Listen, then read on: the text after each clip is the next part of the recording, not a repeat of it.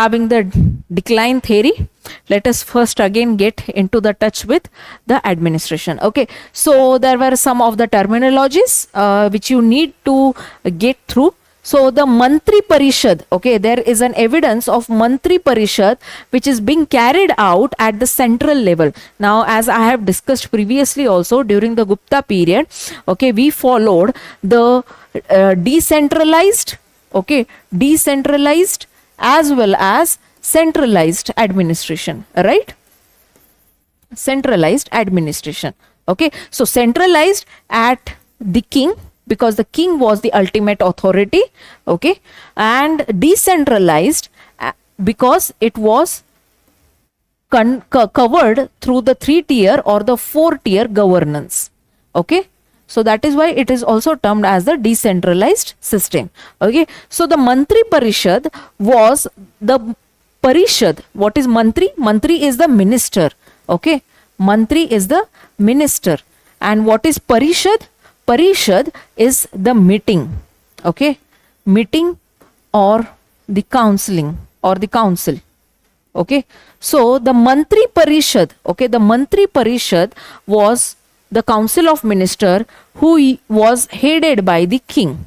Okay, now this council of minister ka theory was being implemented at the local governance also, at the district level also, and at the central level also. Okay, so the Mantri Parishad is at the central level. After that, the Amatyas, which just now we discussed, okay, the head of the departments or the important ministers. Okay, after that, Sandhi Vigrahaka, okay, like for example, if there is any kind of war, okay, so the Sandhi, it was the function, it was the responsibility of Sandhi Vigrahaka to go to the opposite party and talk about the peace.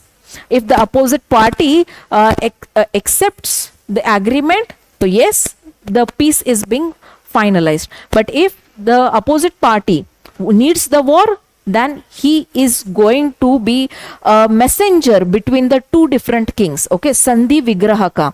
After that, the Mahabaladhikrita. Okay, so this was Mahabaladhikara.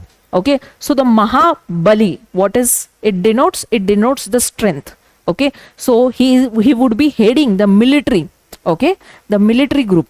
Okay, after that, Mahashwapati, okay, the commander of the cavalry. Okay, then the Dandapashika, the chief officer or of the police department, which was being headed at each of the provinces. Okay, after that, the Pilupati. Okay, so the Pilupati we have discussed in this general discussion of the Gupta period. Pilupati is the head of the elephant conservatory group. Okay, so here we see that during the Mauryan period or during the Gupta period, we used to use the animals in the wars. Okay, so horses, elephants, tigers were being used in the wars. Okay, so here the care was being assisted by these heads. Okay, so the Pilupati used to head the group of elephants. The caretaking of the elephants was under the Pilupati. After that, okay, Aswapati, okay, the head of the horse department. Okay, and Dutakas means the one who duts. Now duts is the Sanskrit word. Dut means he is a messenger. Okay, like for example, in today's date also, we send some of the spies, or any other country send some of the spies to get some of the internal information. Okay, so these spies were known as the Dutakas. Okay, after that, the Khadya Patikata. Okay, so the Khadya Pakita was a head of the royal kitchen. The royal kitchen means a kitchen from where the food used to be cooked for the palace, the whole palace, the workers also, the king family also, and everyone. So there were n number of rules which were being followed by the Khadya Patikita. Okay, if there is any case of the poisonous activity, okay, like for example, there were many of the evidences in the history where the king was given the poison in his food. Okay, so it was a rule that the one who is the chef or one who is the cooker of that food, okay, he would be first eating that food and then he would be serving to the king. Okay, so this was the rules. This was a single rule example, but there were such a different kind of rules and regulations which was being monitored and regulated by the Khadyata Patikada. Okay, after that the Prayatara. Okay, so he used to guard the whole palace, the security, the domestic needs and demands, supply, everything that is needed in the palace used to be headed by the Mahapratyara. Okay, after that the Uparikas, which we discussed, was the provincial governor. Okay, then the Saulkika. Okay, he was the collector of the tax. Okay, Saulkika. After that the Ashka Pataladhikrita. Okay, so he was the keeper of the royal records. Okay, so these are the names of the important officials during the Gupta period. It may come for the match the following, or it may come in the statement based format also, like what we discussed in the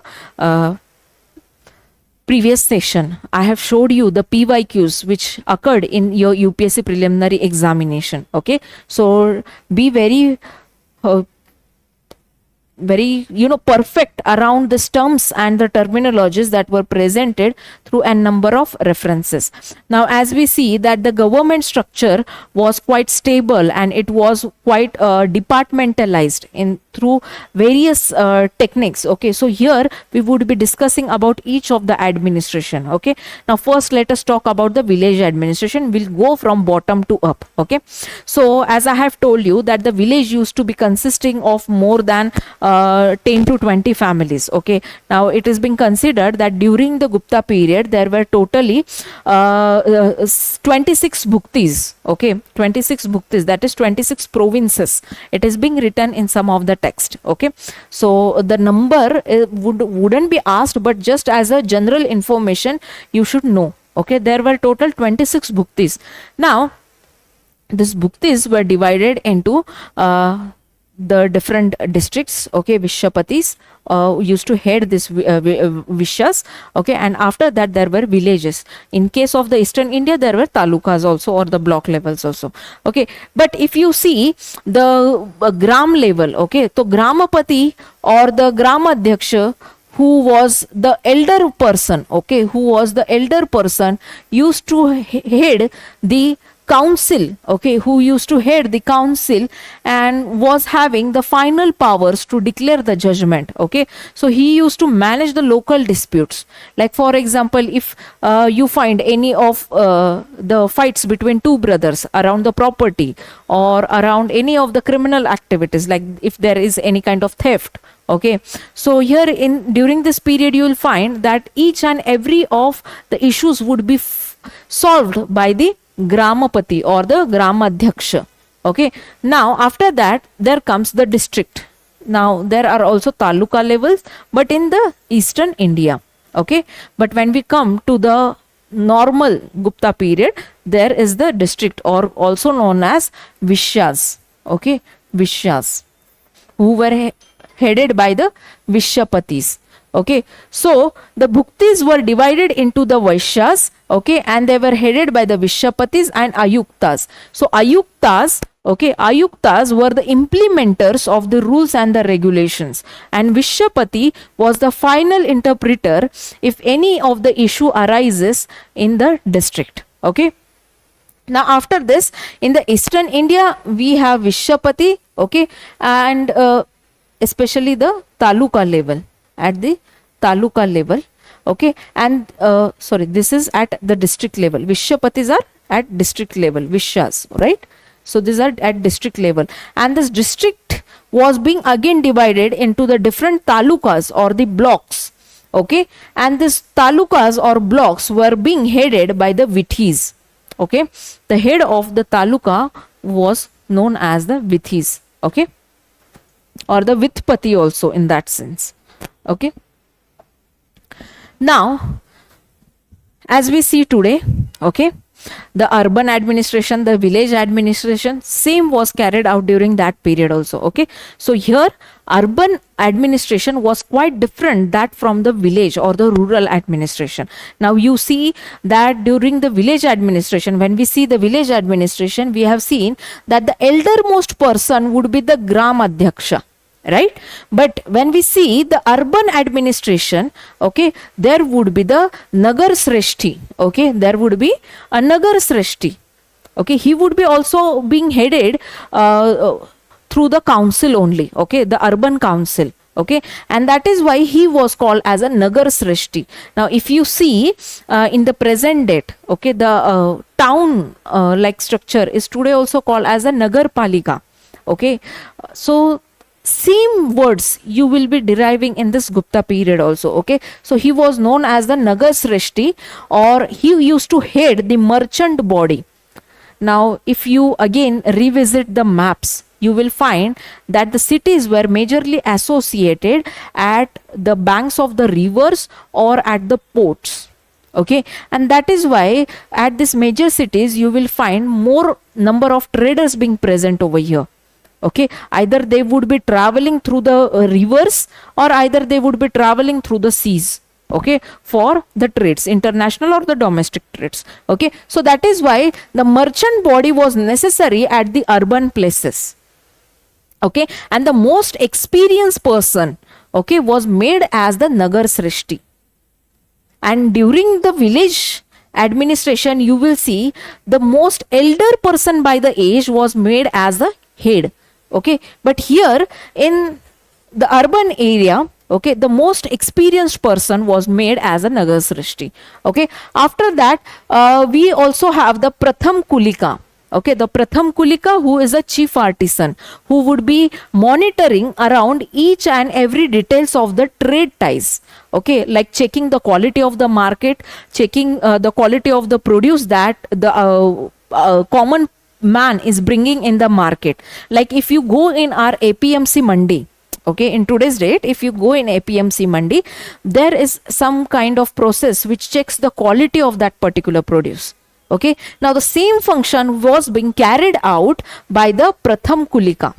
Okay, he would be the topmost person who would be giving the permission to sell their produce, who would be monitoring the quality of the produce. Okay, so after this, the Bengal case study is also being given in the NCRT, where it denotes that the Adhikarna, okay, Adhikarna used to head this Nagar Sreshti. So if you see the urban, political structure, okay, first it was Adhikarna. Okay, Adhikarna. What is Adhikarna? Adhikarna is the person who are having the topmost rights and the powers. Okay, so the Adhikarna, okay, Adhikarna was being headed, okay, after the Nagar Sreshti. Okay, Nagar Sreshti means a person who used to head the urban city. Okay, now after that, okay, this Adhikarna was also being above the Sarthavaha. Okay, the Sarthavaha. Okay, now he used to majorly look around the tourism and the travels and tourism. Okay, after that, the Prathama Kulika, okay, the Prathama Kulika around the agricultural produce, agriculture or the art and crafts, okay, or any kind of finished goods which is to be sold in the market. Okay, and after that, Pratham Kayastha. So all these people were being headed by the Adhikarna. Okay, in the Bengal. Now why only in Bengal? We find it because Bengal, as I have told you in the last lectures, the story of the Bengal, it is being said by many of the historians that what Bengal does today, India would do it after the 4 years. Okay, so the Bengal is always the first interpreter, and the whole country would be following the perceptions or the footprints of the Bengal region. Okay, so here you will find that the Bengal consisted of the departmentalization of these activities. Okay, so there were different departments. You will see that there were different departments that used to head the different responsibilities to manage the local governance. Okay, now after this, the councils were set up under the heads of the village also and under the heads of Nagar also. Okay, Nagar heads also and the village heads also. Now the same thing you find in the